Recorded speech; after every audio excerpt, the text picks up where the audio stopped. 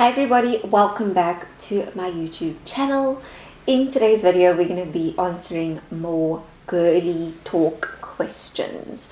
So I filmed one of these about 2 months ago. It was a month ago. So yeah, without any further ado, let's get into this girl talk video. So I just made myself some tea. So funny, it's like, you know, those memes when people are like that green little character where he's like spilling the tea. Let's start with the first question. How did you make the decision to leave your day job? I made the decision to leave my day job because I felt like I wasn't really doing much anymore.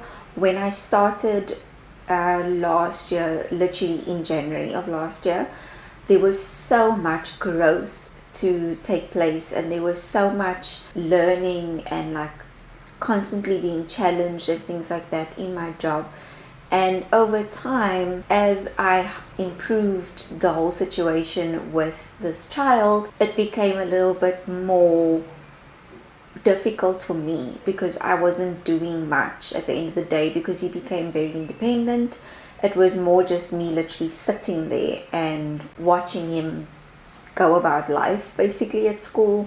So yeah, I decided to quit my day job because I felt that that season had come to an end. Yeah, I made sure that things were sort of like okay when I left. And another reason that I was able to leave my day job was because of my very, very supportive husband. Lorenzo has been absolutely amazing throughout this entire process of me leaving my job.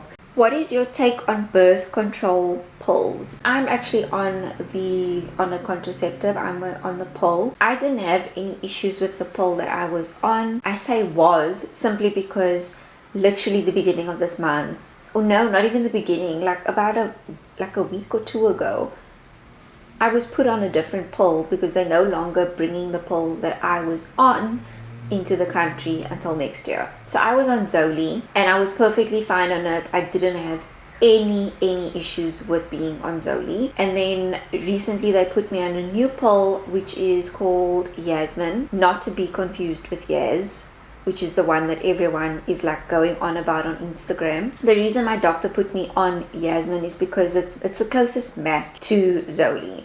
So I'm perfectly fine with it. I can't really answer this question in terms of like if it's going to be okay for you, because your body might act differently, like react differently to the hormones and things like that. So it's a very tricky situation. It's something that you would need to try out for yourself. Pads or tampons? 100% tampons. I'm not a pad person at all. I don't wear pads. I haven't worn a pad since I was like in grade 10, I think. How do you deal with period cramps? I usually get Nurofen. Yeah, Nurofen, the pink box, the one like for your cramps, and that will sort me out 100%. Like I don't struggle after popping one of those bad boys. I'm like, yes, like it like numbs basically. How do you set boundaries with people in your life? I'm not too sure if you mean my life specifically or just like in general how to set boundaries like in life. But what I'm going to do is I'll tell you from my personal experience. I used to be very scared of saying no to people because I was scared that they would reject me in return. Or I would always try to do it in a very, very nice way. I always think about, okay, if I say this, then they're going to say that, then this is going to go down. Like I make up like a dialogue in my mind. I've started setting boundaries in my early 20s. I used to suck at saying no to people. I used to just go along with the flow. If someone was like, oh Paula, could you basically like do backflips for me? I'd be like, okay, sure. I started setting boundaries by just learning to say no to people. And in the beginning it was very difficult. I remember when I would say no to a friend, if she was like, oh, can I come over? And if I was like really not list to have someone over and like basically entertain you, my mom was actually the one that started teaching me like you can't let people walk over you, like you need to say no. So I would start saying no like via text, just because I felt a little bit more braver via text. I think everyone does, you know, like where you almost feel a little bit bolder, feel a little bit braver when you have to text something or type something instead of saying it like face to face. And my mom taught me basically, like, you don't let people walk over you. You need to learn to say no. You need to learn to set a time frame with someone. If you can only be with them for a certain amount of time, or if you only want them over for a certain amount of time. I think it's the way that you do it as well. Like, that's gonna affect how the situation's gonna go down. I have learned that you can say no in a very, very nice and polite way. When do you think you will be ready for kids? I cannot answer this question. I've answered it on Instagram before. I don't even know if I want children one day, to be honest. I don't know.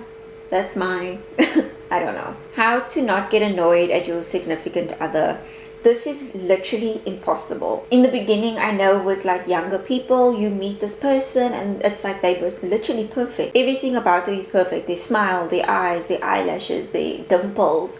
Oh my word, the way that their voice sounds, their hair, everything is perfect. The way that they burp, their farts are perfect. Meanwhile, back at the ranch, a few months down the line, you are going to realize that this person isn't perfect and things are going to annoy you. There are many things about Lorenzo that I'm like, oh my word. But like I said with the boundary situation, it's again about how you handle it. So I can't give you an answer on how to not get annoyed with someone because it's literally impossible.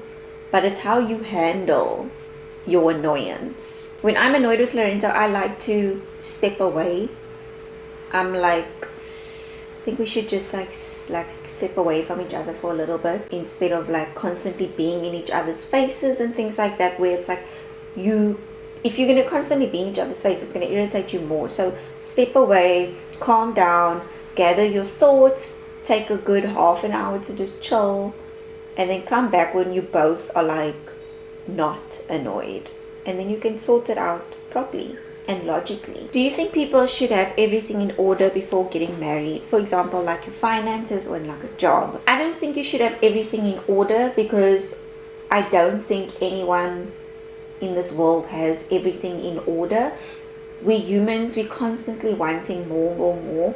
So I don't actually think you'll ever have everything in order. But I would advise that you have stability in your life. A lot of the time people romanticize the whole idea of getting married, the whole thing of like, oh, it's just going to be perfect. And then you think about the wedding. You don't really think about what happens after the wedding. Where are you going to go? You need somewhere to stay, which costs money, and you need to be able to pay rent every single month, unless obviously you bought a house, or perhaps your parents bought you a house. You still have a bond to pay. My camera switched off and I can't remember what I was saying. So I feel like people romanticize this idea. I wouldn't say that you need to have things in order. Oh, you need to buy a house, you need to buy this, you need to own this, before you get married. But I would highly suggest being financially stable, because too often people just think about the wedding and they don't think about life after the wedding and how you're going to pay for things. Especially if you have like really good taste and you want nice things for your house. Yeah, you're going to have to be able to pay for those things. Oh, my knee. I'm just out here eating my Oreos. How can I get 100% comfortable with my partner, physically, mentally, and emotionally? Those things take time. If you're asking yourself like, how do I do this, you haven't given yourself enough time. Allow those things to happen. Things like that doesn't just happen instantly unless you willingly, like especially physically now, for example, unless you are willingly giving yourself to someone. A lot of people in the beginning of the relationship, they'll have sex and then they don't do the other work, like getting to know each other kind of a thing. Emotionally, spiritually, mentally, like all of those things. They first get to know each other physically, and then the other things come afterwards, and that's when the mess up happens because of like things like soul ties and stuff like that. That's a different topic. What I think is you need to give yourself time. That's the only way these things can actually take place. You need to have a discussion with your partner about being open with each other about these things. Like, look, I'm genuinely struggling to open up to you, and then you guys need to be able to discuss that. When it comes to the physical side of it, I feel like, again, it comes with time. Even if it's just like making out and stuff, I feel like all of that stuff comes with time. You can't just like force it. How to get rid of bacne. If you've been following me for a while, you may have seen that I went for treatments on my back. Many of these treatments were peels. I've also done slight needling on my back before as well to lift the scar. It's almost like dermapen, but yeah, I would suggest going for peels. They don't hurt as much. They feel a little bit weird, but that's just me. I hate anything touching my back because it's very sensitive. The dermapen is apparently really good as well. I only went for one session, so I can't even tell you if that's a good recommendation. But the peels, I definitely noticed a difference in my back just from like when like Lorenzo will take photos of my back for me. What's your Christian perspective on age gap relationships? I like a guy 8 years older than me. I think that it all comes down to respect, and it comes down to the foundation that you guys have built, which is like respect, trust, and love. I feel like if your partner respects you and they don't talk down to you, belittle you, speak to you in a condescending way just because you are so much younger, and they respect your views, what you were going through in life. You know, like some guys or some people in general might be like, oh, been there already, shame you still have to go through that. If your partner does that, then we have an issue.